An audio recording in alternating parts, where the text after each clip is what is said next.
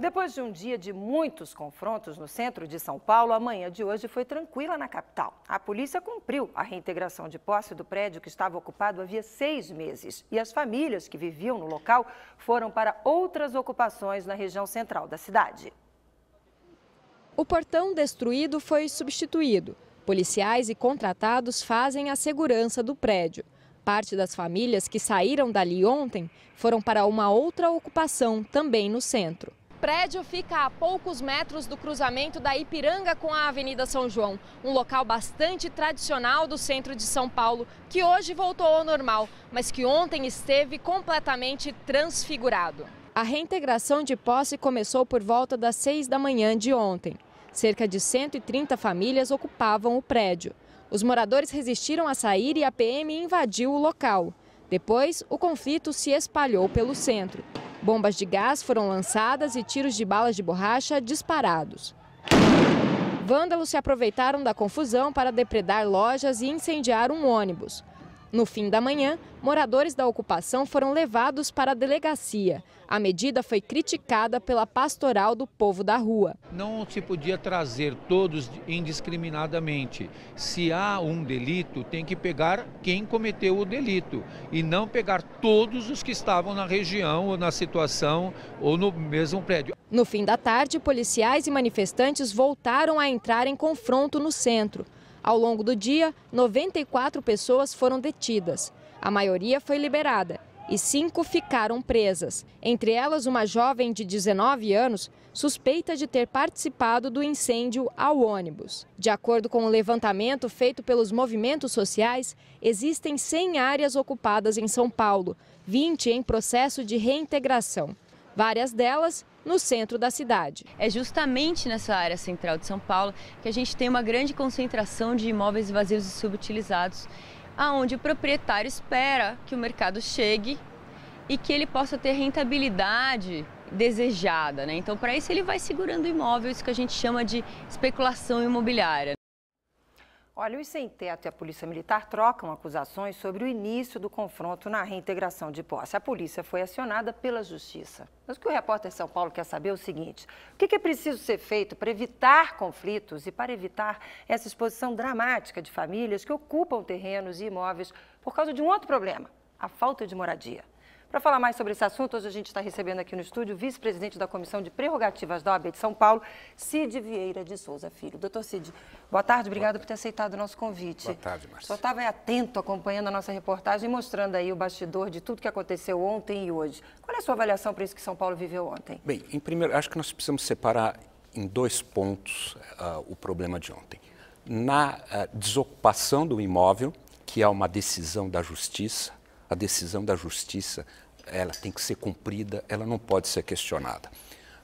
Na reportagem, nós vimos em que, em determinado momento, alguns dos moradores desse hotel, eles atacam camas, sofá, em direção aos policiais. Então, nós temos que separar. E depois, no segundo momento, nós temos aqueles vândalos depredando o patrimônio público, particular, depredando o ônibus. Então, eu acho que o Brasil ainda precisa aprender a conviver com o regime democrático.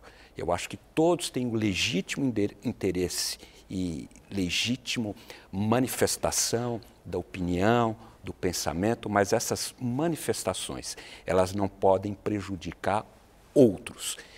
Acho que nós temos, para evitar os conflitos, uma negociação com o Poder Judiciário. Uma negociação prévia, né? Que parece que foi feita, né? Uma negociação prévia. Eles estão aí dizendo que a dúvida está em aonde começou essa polêmica, porque diz que havia uma negociação, que não foi cumprida a negociação. A polícia diz que eles jogaram os móveis antes, eles dizem que jogaram os móveis depois, que a polícia atuou com bomba.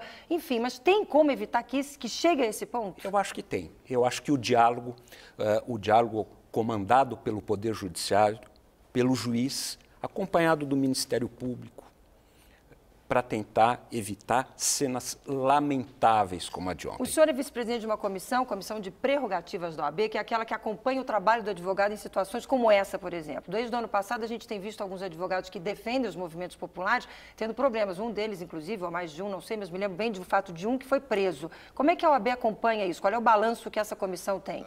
O balanço que a comissão faz é no sentido do que o cidadão, aquele que está reivindicando, seja de uma forma correta ou incorreta, ele tem direito à cidadania, garante a ele o direito da defesa. E o advogado tem o amplo exercício da profissão e não pode ser tolhido em hipótese nenhuma, por policiais ou por quem quer que seja, no exercício da profissão. Vocês têm acompanhado esse tipo de situação do ano passado para cá? Esse fato que eu estou relatando, o senhor acompanhou esse fato? Acompanhamos e o advogado foi detido ilegalmente no exercício da profissão.